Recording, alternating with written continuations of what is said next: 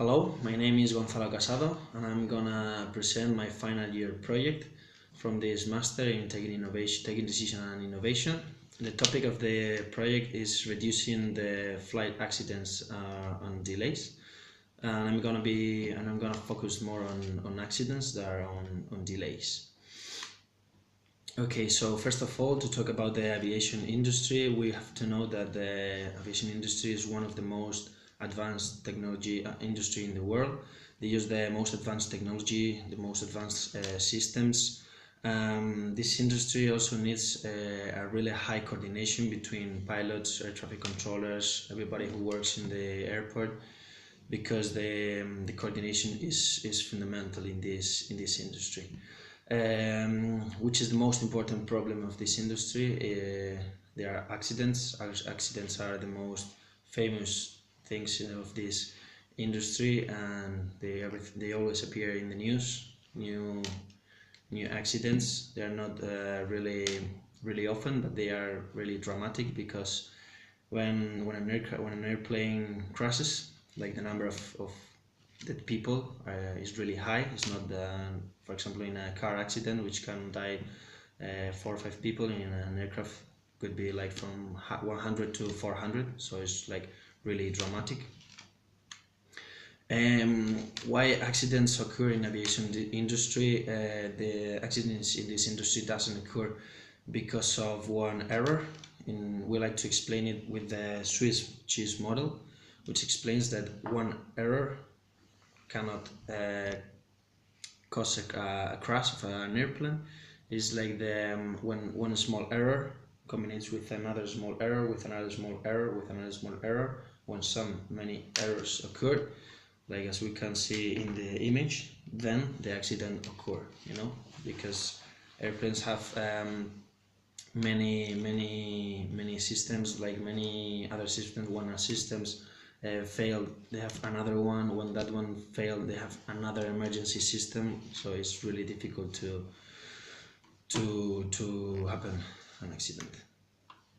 So to make a small background, like the most famous accidents in the aviation, we can see like for example, the first one, Los Rodeos, which happened in Spain, was probably, I think, the most dramatic crash in this industry. It was in 1977 when two Boeing 747 crashed in the airport, like in the runway. One aircraft was going to take off and the other one was taxiing, and because of bad communication between the pilots and the traffic controllers, the two aircraft crashes in the runway, and in that accident 583 people died. The second one, it was German wings, which was more recently. This accident occurred when during the flight, the first pilot went out of the cabin, and the second pilot was alone in the cabin, and he just decided to crash the aircraft in the mountains. Nobody knows the reason of that act, but he just crashed the aircraft, and he killed 144 people. Another one would be the Spanair 4022, which was in Madrid-Barajas Airport. It was in 2008, and it was probably the most famous accident in Spain, in Madrid, of course. The aircraft selected bad configuration to take off, and the aircraft just crashed close to the airport, and they died 146 people. And the last one, which we're going to see, the Air France 477. This one was in 2009. It was an Airbus 330, and this accident occurred because of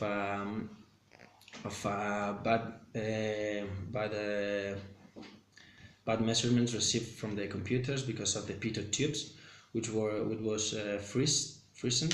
They didn't transmit the information in a good way, so the pilots got confused and they just reacted in a bad way, and the aircraft crashed in the ocean, and they killed 2,028 people. So my project, as we can see, most of the accidents kind of the 70% of the accidents occur due to a human fact, due to a human error, not due to technology. So that's why I'm gonna focus on the human resources, to improve the human resources in order to reduce the accidents. So human resources, that's why I'm gonna create a new position, a new job basically. It will be really important to have a really good coordination, as I said before, coordination between the air traffic controllers, the pilots, as we saw in the Los Rodeos accident. It was due to a bad communication between them, so coordination is really important. I'm gonna develop basically an emergency expert. It's gonna be could be an engineer, an experienced pilot. Many people can do this job, but it's gonna be an expert in emergency situations, like only based in these emergency cases, in order to make it expert in emergency situations to solve easily these emergency cases. Which are the main skills that the emergency engineer needs? For example, the first one is high aerospace knowledge, which is really important. High aerospace knowledge, I mean knowledge about the engine, about the main fuselage, about all the systems. It doesn't need to have like a perfect knowledge, but a really good knowledge in general, a global vision. Okay, so I said here a global vision is really important too, in order to select which is the main reason of this emergency, how to solve it, how to, if I need any question, I need to ask anybody, an engine expert, so to contact them, to ask them, but this really fast, really calm, and really effective basically. It is really important to have to be a person with no stress. I mean, when we're talking in emergencies, is everything really stressful, and we need a person which is no stress, calm, do my job, think everything like slowly, and act fast.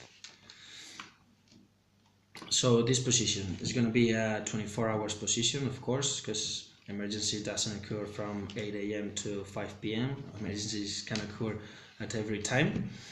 It would be nice to have their facilities close to the airport, in order to coordinate easily with all the organizations, with the police, ambulances, to talk with the air traffic controllers, like to be close, to be in the airport would be better. They will have every communication they want. For example, if they have a problem with a system, they could call the systems expert and ask them some questions.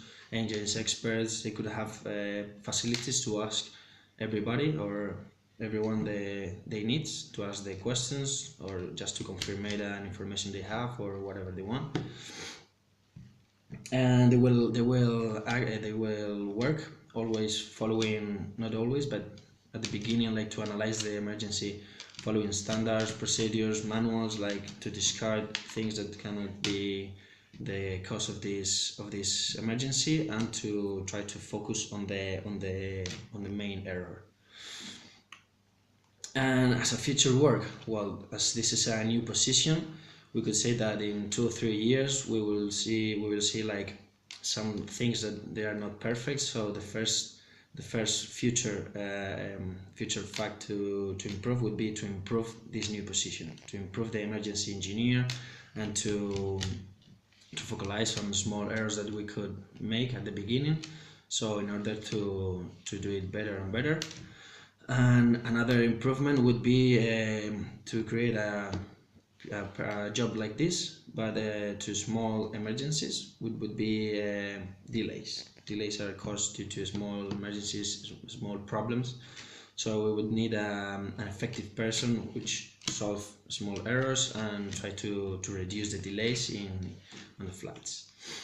So as a conclusion of my project is based on reducing accidents, and to reduce accidents I thought on a new position, a new job, people who are experts in emergencies, who know how to treat these situations, in order to solve them, causing no accidents, no kills.